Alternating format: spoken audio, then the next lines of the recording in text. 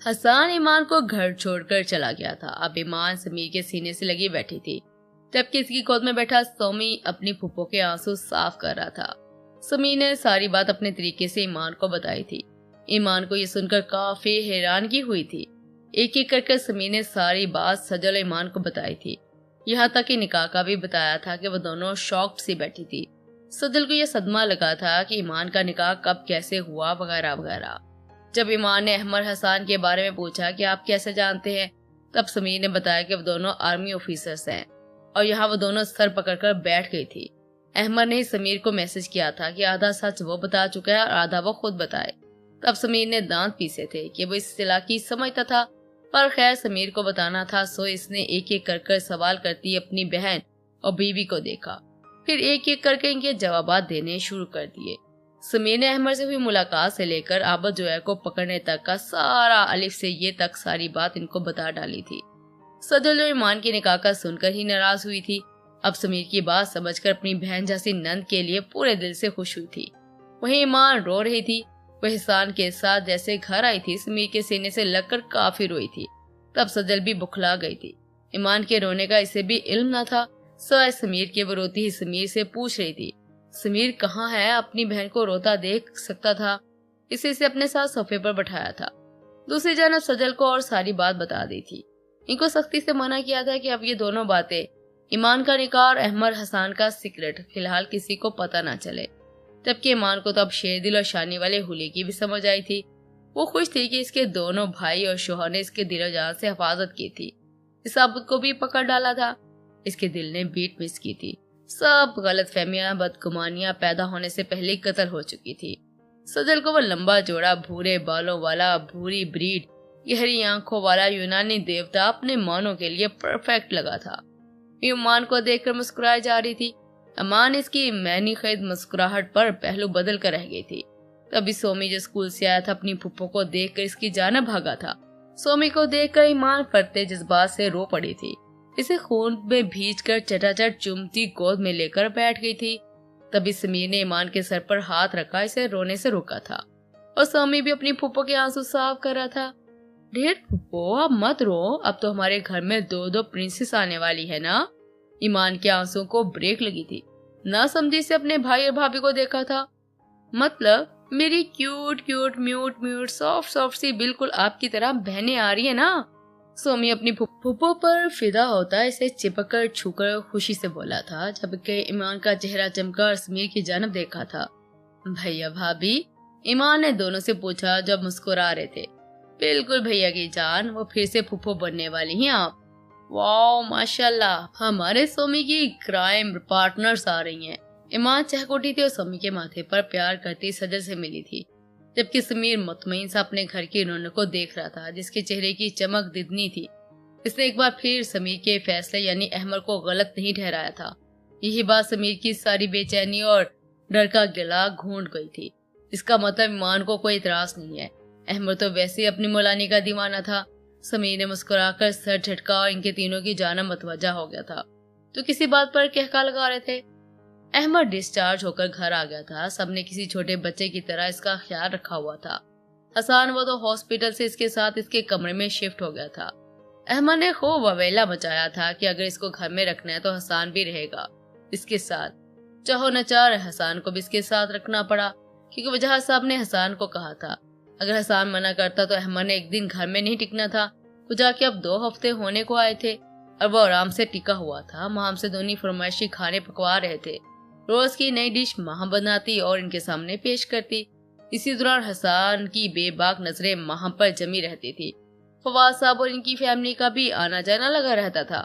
جاذب کی ان دونوں سے خوب دوستی ہو چکی تھی، وہ روز رات کو واپسی پر ان سے ہیلو ہائی کرتا جاتا، مقصد احمد کی طبیعت کا پوچھنا ہوتا تھا، باقی سب بھی وہ 2 دنوں بعد آتے جاتے رہتے تھے۔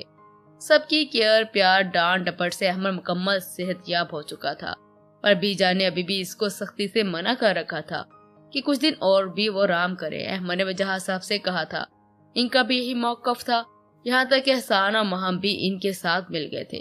ان کا کہنا تھا کہ بڑی مشکل سے یہ دن گھر میں ٹکا ہے، کچھ دن اور بھول جائے ادھر ادھر جانا، جبکہ احمد اب صرف اپنے بڑی اور بھابھی ماں کا انتظار کر رہا تھا۔ जो पहुंचने ही वाले थे फिर किसी की नहीं सुनी जानी थी, सवाए अहमर पर इसकी सोच गलत साबित होनी थी। बहरहाल जरिश वापस आ रहे थे, इस बात का सिर्फ अहमर को पता था।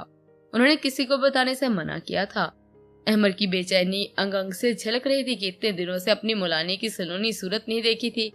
ऊपर से अहमर को किसी कॉल मैसेज का जवाब तक नहीं दे रही थी, जबकि अहमर की हकीकत में अब बस हो चुकी थी। इसे इसकी मुलानी के पास जाना था। यहाँ जालिम समाज बीच में टांग अड़ा रहा था। इसे तो रह रहकर हसन पर गुस्सा था, जिसकी मदद करने की बजाय बाकी सबके साथ मिल गया था। इस दिन का बदला अहमर ने हसन को 2 रातें सोफे पर सुला कर लिया था। वो बेचारा नींद में था कि अहमर ने टांग मारकर इसे गिरा दिया था। हसन हड़बड़ा कर उठा था, खुद से कंबल उठाकर बेड पर घूरे अहमर को देखा था, जो चुपचाप सोफे पर चल दिया था कि वो भी जानता था अहमर किस बात की भड़ास निकाल रहा है। अगली रात फिर यही हुआ था। इससे आगे भी वो हसन को फर्श की बाहों में धकेलता। हसन ने अहमर से सॉरी की थी, जिसकी माफी इसने मुलानी की आवाज सुनकर मिली थी। वो तो इसकी कॉल भी नहीं उठा रही थी। हसन की ऑफर पर इसे माफ करता मुलानी की आवाज सुनने लगा, जो दोनों बहन भाइयों के मजाक कर रहे थे। साथ इनकी महम भी शामिल हो चुकी थी, जबकि दूसरी जानब मौजूद ईमान इस बात से बेखबर थी कि अहमर इसकी हर बात सुन रहा है। बातों का मरकज अहमर बना हुआ था। ईमान दिल खोलकर अपनी भड़ास निकाल रही थी। वो लॉन्च में बेजार सा सोफे पर लेटा हुआ था। बीजी जान इसके पास बैठी तस्बीह कर रही थी। वजह साहब, हसन, महम लूडो खेल रहे थे। मुझे बाहर जाना है, कुछ काम है, अहमद ने वजह साहब को कहा था, पर वो तो ऐसे कान बंद कर बैठे रहे जैसे सुना ही ना हो। डैड, अब मैं बिल्कुल ठीक हूँ यार, वो फिर से बोला था। तो ये कि मैं बाहर जा रहा हूँ। खबरदार, जो तुमने सोफे से उठे भी तो अभी आराम करो। नहीं है ठीक तुम। बहुत मुश्किल से इनका बंदर हाथ लगा था। वो भी अगला पिछला सब साहब ले रहे थे। डैड यार, अब सालम तो ना थे। अहमद चिढ़कर बोला था। बेटा जी, मैं अब भी नहीं हूँ, वो मसरूफ से बोले। मुझे यूं नहीं जाना है यार, पेपर्स का शेड्यूल पता करना है। अब की बार अहमद ने नया बहाना गढ़ा था। वो मैं ले आया हूँ, हसन ने दांतों की नुमाइश करते कहा। अहमद ने क्वेश्चन इसकी जाने फेंका था जैसे वो महारत से कैच कर गया था। आप लोग मुझ पर पाबंदी नहीं लगा सकते, अहमद खोलते दिमाग से चबा चबा कर बोला था। हम लगा चुके, इतने दिन से तो तुम कैद में हो, बकौल तुम्हारे और क्या सबूत चाहिए। वजह साहब अपने बेटे को तपा देने के लिए मुस्कुरा कर बोले थे। अहमद ने बीजी की तरफ देखा तो वो इसकी गाल थपथपाकर वापस से अपने काम में मशगूल हो गई थी। बीजी आप भी? अहमद ने मासूम सी शक्ल बनाकर इनको गोद में सर रखा था। ऐसा नहीं था कि वो बाहर नहीं जा सकता था, मसला ये था कि घर वाले साए की तरह इसे चिपके हुए थे। वो इसकी कड़ी से कड़ी निगरानी कर रहे थे। जिनमें नंबर 1 था हसन था। इनकी मौजूदगी में चाहकर भी वो नहीं जा सकता था। रात के वक्त वो काफी दफा उठा था, पर हसन कोशिश नाकाम बना देता था। ये लो भाई, अब तुम वापस घर जाओ। ये क्या अंकल, आपने मेरी तीसरी गोटी भी मार डाली, हसन सदमे से बोला था। जिन तो गया, महम इसकी शक्ल देखकर कहके लगाते बोली थी। मत भूलो अभी मैं जिंदा हूँ, मेरी एक गोटी तुम्हारे पीछे है, अब बचकर दिखाओ। हसन ने दांत पीसे और जैसे अपनी बारी चली, दाने पर 2 आए और इसके साथ ही महम भी अपना सा मुंह लेकर घर जाकर बैठ गई। अब कहका हसन का गूंजा था, अस्सलाम वालेकुम। लॉन्च में कदम रखते वो दोनों यकजुबान बोले थे, वालेकुम सलाम। सबसे पहले बीजा ने जवाब दिया था। सब इसके यूं आने पर बहुत खुश हुए थे। अरे बेटा, बताया नहीं आप लोग आ रहे हैं। डैड, हमने सोचा कि सरप्राइज कर दे, पर यहाँ आकर तो हम सरप्राइज हो गए। वो कैसे, सबने ताज्जुब से देखा था, जबकि अहमद अपने सोफे से सर टिकाए पड़ा था। इसे अंदाजा था आज अहमद घर पर। हैरत, ये तो कुछ नहीं बेटा, ये नालायक तो पिछले 2 हफ्तों से घर पर है। बट ये कैसे मुमकिन है? बुरहान जरिश काफी हैरान हुए थे। वजह साहब ने इनको अहमद को गोली लगने का बताया था। वो दोनों परेशान होकर इसकी जाना बड़े थे। जब बुरहान इसे खुद में भीज रहा था, इसकी आंखें नम हो गई थी। बड़ी, मैं ठीक हूँ यार, बस इनको बोलो मुझे इजाजत दे, कैद कर रखा है। अहमद ने लगे हाथों अपना दुखड़ा भी बता डाला था।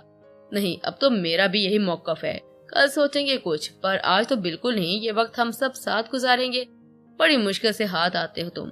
बुरहान इसके बाल बिगाड़ते बोला था, जबकि अहमद अब की बार जोर से इनके गले लगा था।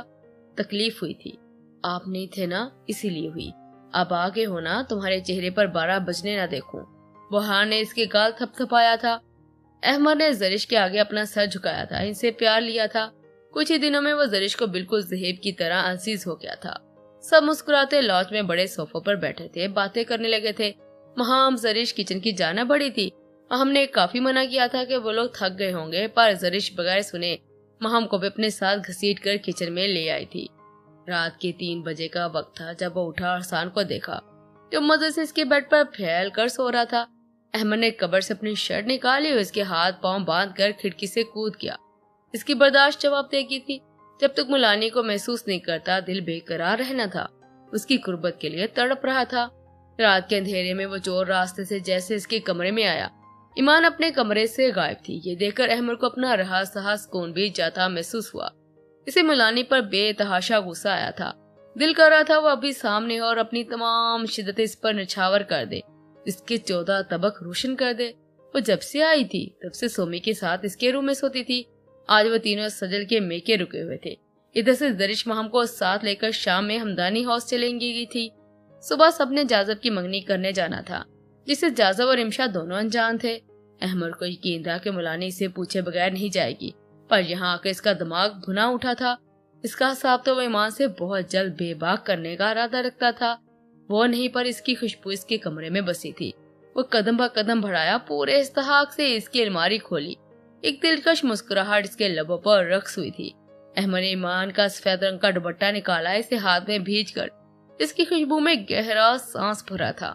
साईं, अपनी छोटी सी जान की दुश्मन बन रही हो, यकीन करो मुझे जरा भी रहम नहीं आएगा। वह गंभीर आवाज में बोला। इसका दुपट्टा पकड़े पूरे हक से ईमान के बेड पर आड़ा तिरछा दराज हो गया था। इसका दुपट्टा अपने चेहरे पर डालकर आंखें मूंद गया था। मेरे सब्र की बर्दाश्त खत्म हो रही है मुलानी। तुम मुझे तड़पा कर अपना हक में गलत कर रही हो। मेरा दिल तुम्हारी कुर्बत के लिए तड़प रहा है और तुम दिल खोल कर इसे अंगारों पर घसीट रही हो। पर ये आखिरी बार है। इसके बाद से तुम्हारी आती जाती हर सांस पर मेरा इख्तियार होगा। मैं तुम्हारी सांसों को खुद में कैद कर दुनिया से गाफिल कर दूंगा। वो जज्बे के आलम में बोला था और एक गहरा सांस इसकी खुशबू भरकर अपने रगों पे में बसाया था। आज अब्बा जोया की हेयरिंग थी। इसे सजाए मौत सुना दी गई थी। समीर शाह से मार खाने के बाद वो जज के फैसले से खुश हुआ था कि वो समीर की पल पर तड़पाने के तरीके से छुटकारा हासिल कर लेगा। पुलिस वैन में पुलिस की गाड़ियों में इसे सेंट्रल जेल ले जाया जा रहा था। समीर की इस वक्त मुस्कुराहट जहर लग रही थी। वो इतनी आसानी से इसे मरने नहीं दे सकता था। समीर सारा प्लान तरतीब दे चुका था जब भी गाड़ी झटका खाकर रुकी थी। ड्राइवर ने गाड़ी खराब होने की इत्तला दी। सब अहलकार उतरकर समीर की जानब आए थे। तभी कोई वैन की जानब बढ़ा था कि अचानक से धुआं सा फैल गया था। अहमद आसानी से अपना काम करके जा चुके थे। ठीक 3 मिनट बाद एक धमाका हुआ था। वैन जल उठी थी। समीर सब अहलकार इसकी जानब बढ़े जहाँ आग के शोले बुलंद हो रहे थे। एक सरप्राइज मुस्कुराहट समीर ने समीर के लबों को छुआ था। इसकी मौत की तस्दीक कर दी गई थी। आबद जोए की लाश इसी वैन से जली हुई मिली थी। मजीद चंद सवालात के जवाबात सबूत पेश करने के बाद समीर कुर्सी से उठा था, जबकि कमाल साहब बस घूर कर रह गए थे। वो जानते थे आबद जोया कहाँ है। समीर ने आंख विंकी और चेहरे पर संजीदा तासरा सजाए वहाँ से निकलता चला गया। आबद जोया किसी कुर्सी पर बंधा खौफ से अपने सामने खड़े इस अनजान शख्स को देख रहा था जो लहू रंग आंखों से घूर रहा था। तभी अहमद आगे बढ़ा, इसके मुंह पर पंच मारा था। देखते देखते एक साथ कई मुक्के इसके चेहरे का नक्शा बिगाड़ गए थे। हिम्मत कैसी हुई तेरी कमीने इंसान, तूने मेरी बीवी पर नजर रखी, तेरी आंखें नोच लूंगा मैं। अहमद जुनूनी होता है, इस वक्त कोई पागल लग रहा था। इसने 3 उंगलियों से इसकी एक आंख फोड़ डाली थी। कमरे में इस वक्त दर्दनाक चीखें गूंज उठी थी। इसके कानों में बॉस के जुमले गूंज रहे थे जो उसने शेर दिल से कहे थे। इस वक्त वो जितनी मुश्किल से बर्दाश्त करता था, आज वो सारे बदले ले रहा था। इससे जुबान तूने मेरी बीवी का नाम लिया था ना। अहमद ने इसके चेहरे को दबोचा जो पूरा लाल हो चुका था। खून तवातर इसके चेहरे पर बह रहा था। आबद का एक हाथ इसकी आंख पर था जिसको अहमद निकाल चुका था। इसने एक जस से इसका जबड़ा दोनों हाथों में दबोचकर पूरी ताकत से दबाया था। चटक की आवाज आई थी। आबद की जुबान इसके दांतों तले आकर कुचल गई थी। आबद को अपनी मौत करीब तर होती नजर आई थी। मुंह से खून उबलकर बाहर आ रहा था, जबकि अहमद की आंखें चमकी थी। इसे तकलीफ देकर वो पुरसरार सा मुस्कुरा रहा था। इसके गंदे दिमाग में तूने मेरी बीवी के लिए गलत सोचा, इसे अगवा करने के प्लान बनाए। अहमद ने इसको बालों से पकड़कर इसका सर पूरी ताकत से सामने टेबल पर दे मारा था कि वहशतनाक चीखें इस पूरे सेल में गूंज उठी थी। इन गंदे हाथों से तूने मेरी बीवी को छुआ था ना। अब वो माजी का बदला ले रहा था। यहाँ इसकी बर्दाश्त जवाब देगी थी। इसने पूरी ताकत से खंजर इसके हाथ में पेवस्त किया था। اس کے وجود پر کپ کپی طاری ہو گئی تھی اور وہ درد برداشت کرتے مسکراتے کرسی سے لڑک گیا تھا۔ حسان، اس کی دھاڑ گونجی تھی۔ وہ جو اپنے آفس میں تھا اس کی پکار پر دھوڑا چلایا تھا، پر سامنے دیکھ وہ ہونک رہ گیا تھا۔ اس گن کا علاج کرو، پر ارشاد سے یہ مرنا نہیں چاہیے، وہ سرد آواز میں بولا۔ اس کا یہ روپ حسان کو بھی ڈرا دیتا تھا، بہت کم وہ اس روپ میں آتا تھا، جب آتا تو دشمن کے چیتھڑے بکھیر رکھتا۔ حسان نے بس سر ہلایا اور باہر کھڑے اپنے آدمیوں کو اشارہ کیا تھا۔ جاذب اور رمشا کی منگنی ہو چکی تھی۔ شادی رمشا کے پیپرز کے بعد طے پائی تھی۔ ان دونوں کو اس وقت پتا چلا دونوں نے خوب وویلا مچایا تھا، پر کسی نے ایک نہ سنی اور ان کی منگنی کروا دی تھی۔ جاذب کے دل میں لڈو پھوٹ رہے تھے کہ وہ رمشا کو نوکر بنائے گا۔ دوسری جانب رمشا اسے خونخوار نظروں سے گھورتی آگے کا پلان بنا رہی تھی۔ ایک دوسرے کو رنگ پہناتے وقت دونوں نے زور سے ایک دوسرے کے ہاتھوں کو مروڑا تھا۔ دونوں کی آنکھوں میں واضح چیلنج تھا۔ ان دونوں زہیب اور شیلا بھی ہنی مون سے ہو کر آ گئے تھے۔ دونوں میں پہلے سے بھی زیادہ محبت ہو گئی تھی۔ شیلا زہیب کے رنگ میں رنگ چکی تھی اور بہو کی ساری ذمہ داریاں سنبھال لی تھی۔ ان دونوں وہ کھانا بنانا سیکھ رہی تھی۔ ایمان زرش اپنے پیپر سے مصروف تھی۔ آج ان کا لاسٹ پیپر تھا۔ ایمان نے پوری طرح احمد کو اگنور کیا ہوا تھا۔ احمد روز اسے کال کرتا، میسج کرتا، پر ایمان کی طرف سے مکمل چپ تھی۔ جب سے وہ ہاسپٹل سے گھر آیا تھا ایمان سے ایک بار بھی نہیں ملا تھا، پر صبر کر گیا تھا۔ ایمان اپنے پیپرز دے لے، وہ جانتا تھا اس کا کافی ہرج ہوا ہے پڑھائی میں، اسی لیے وہ اسے وقت دے رہا تھا۔ برہان نے زرش کے پیپرز کی تیاری کروائی تھی۔ زرش کبھی سو جاتی تو کھینچ کے اسے اٹھاتا اور اپنے سینے سے لگائے اس کو پیپر یاد کرواتا۔ مہم کے فائنل ایئر کے ایگزام ان سے پہلے ہو چکے تھے، اس لیے وہ بالکل فری تھی۔ آج کل ہیکنگ سیکھ رہی تھی۔ احمد حسان چونکہ یونیورسٹی میں اسٹوڈنٹ بن کر گئے تھے کہ وہاں پر عابد جویا کے آدمی تھے جو لڑکیوں کو اغوا کرتے تھے۔ ایمان کی تصویر اس کے آدمی نے عابد کو دکھائی تھی تو وہ پاگل ہو چکا تھا۔ اس طرح وہ لوگ ایمان پر نظر رکھے ہوئے تھے، ان پر احمد کی نظریں تھی۔ وہیں سے پتا چلا تھا کہ وہ لوگ شیرشانی بن کر ان سے ملے ہیں۔ اب ان کا کام ختم ہو گیا تھا، وہ لوگ واپس اپنی ڈیوٹی جوائن کرنے والے تھے۔ چیف نے انہیں 4 مہینے کی چھٹیاں دی تھی، اس کے بعد وہ ایک بہت اہم مشن کے لیے جانے والے تھے۔ احمد کی مشکوک حرکتوں سے وجہ سب کافی پریشان تھے۔ جب کمال صاحب نے سب کو ان تینوں کے بارے میں بتا دیا تھا، وہ سب کافی حیران ہوئے تھے۔ وہ جو احمد کو نکما کہتے تھے فخر محسوس کر رہے تھے۔ برہان کو احمد پہلے ہی بتا چکا تھا، اس لیے وہ اپنے ڈیڈ کے سامنے اس کی طرفداری کرتا تھا۔ جب وضاحت صاحب کو معلوم ہوا تھا وہ خوب ناراض ہوئے تھے۔ بعد میں دونوں بیٹوں کے منانے سے مان راضی بھی ہو گئے تھے۔